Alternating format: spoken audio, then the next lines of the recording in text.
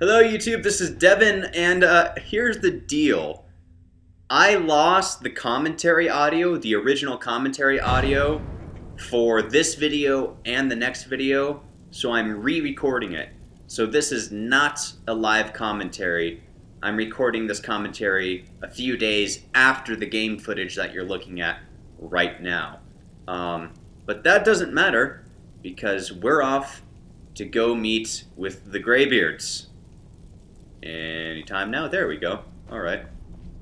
I forgot what I was talking about in the original recording, so this should be interesting. It's my first non-live commentary. I don't know if that'll make it better or worse, because I don't have to think about what I'm doing in the game, like how I'm playing the game, so I should theoretically be able to better focus on my commentary than I normally would. So we'll see how it goes. I mean, there's nothing I can do about it. I can't get the original audio back. So, apparently right here I could not find the guy I was looking for. Oh yes, he's up in the tower, that's right. I remember this.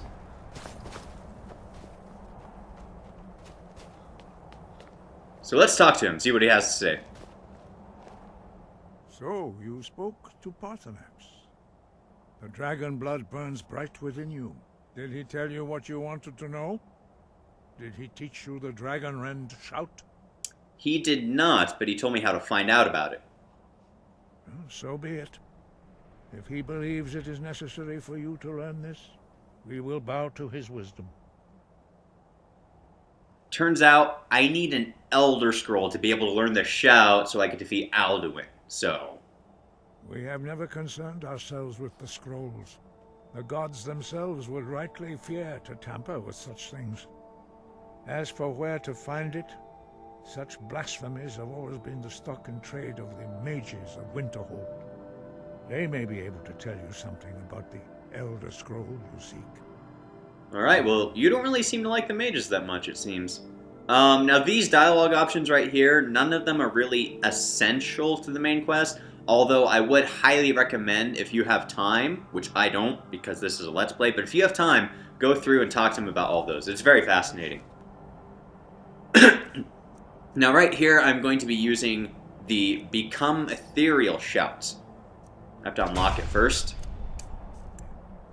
Because I'm going to be making my way down the mountain. Because as it turns out, I cannot travel to Winterhold because I haven't discovered it yet. And you cannot fast travel to locations that you have not found. You have to take a carriage to cities that you haven't discovered yet. So that's what my plan here is. And the reason I'm using the Become Ethereal shout is it makes you invincible for a short amount of time. Now, not during anything like combat or stuff like that, because that'd be kind of cheap, you know, you'd be invincible while hacking away at somebody. So really the only time I ever use it is when I'm making my way down mountains, like there's a really long path and I don't want to die. So that's when I use it. It's really handy for going down mountains faster than you normally could. Now I'm going to save right here just because in case I do fall to my death and die, I won't have to go through the hassle of redoing everything I just did. So here we go. Fight! And just like that, that's how it's done. Very useful, very, very useful when you're making your way down mountains. It's very handy. I use it a lot, but that's really the only time I ever do use it is when I'm jumping off a cliff or walking down mountains. That way I don't die. So, the current plan, well, the plan that I was thinking about right here was I was going to walk to Whiterun, which you can see out from the distance over there. And I was going to take a carriage from Whiterun to Winterhold, but then it hit me. Oh, one more jump real quick. Awesome. Pretty good air, but eventually it hit me somewhere around right about now-ish. Maybe? Yeah. Here, I realized, wait a minute. I've already discovered Whiterun, so why am I wasting my time walking to Whiterun when I could just fast travel to Whiterun? So, I decided to fast travel instead. Much easier.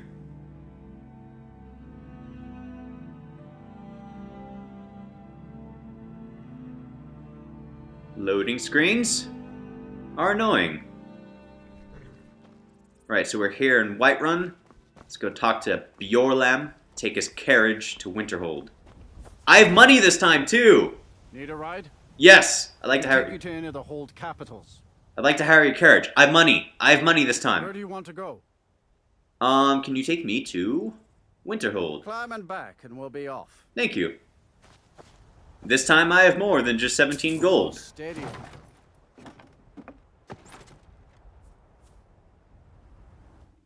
Alright, so we're on our way to Winterhold, which is the home of the College of Winterhold. Fancy that. And it will be the first time you see it. It's basically a mage's guild. For those of you who've played Oblivion, it's just essentially the mage's guild of Skyrim. So here we are in Winterhold.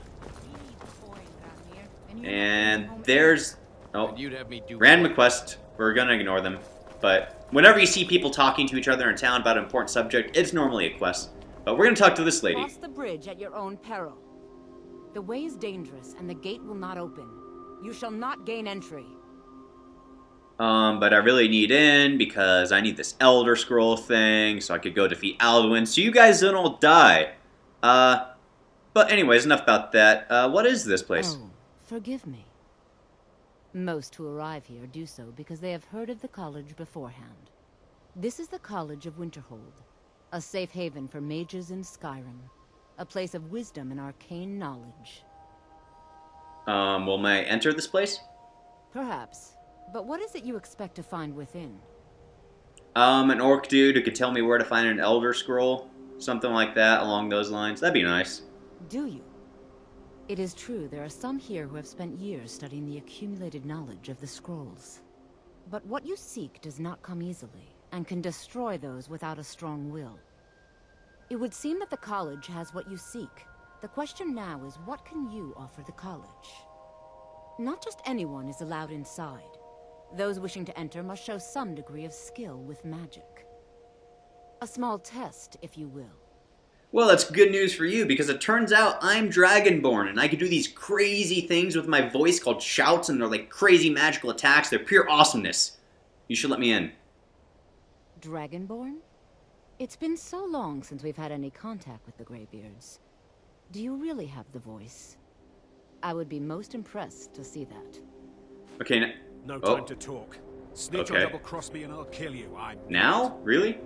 Okay. Well, these are just random scripted events that could happen in the world, where, like, some thief will run up to you and give you a stolen item and tell you to keep it, or hide it for him until he can come back and get it later. And then eventually the owner will run up to you and be like, hey, man, have you seen this guy? He stole my stuff. And you could either say, no, I didn't see him, and keep the item for yourself, or give it back to him and he'll, like, pay you money or something. But that's not what we're here for. We're here to talk to her about being Dragonborn.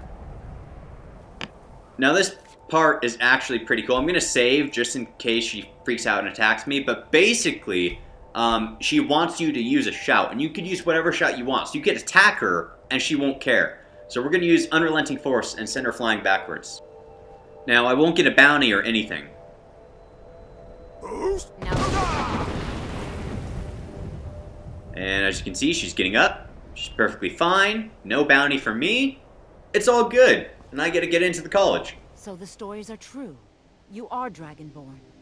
Yes. Normally, you'd need to show some aptitude with one of the schools of magic. But you... I think there is much that we can learn from each other. I think you'll be a superb addition to the college. Welcome, apprentice. I'll lead you across the bridge. Once you're inside, you'll want to speak with Mirabelle Irvine, our master wizard. Please, follow me. Now, she mentioned something pretty interesting here, which is normally you have to be skilled in one of the schools, you know, destruction, conjuration, that kind of stuff. But this brings up a good point, is because I got in because I knew shouts. What do you want, little elf? Hello?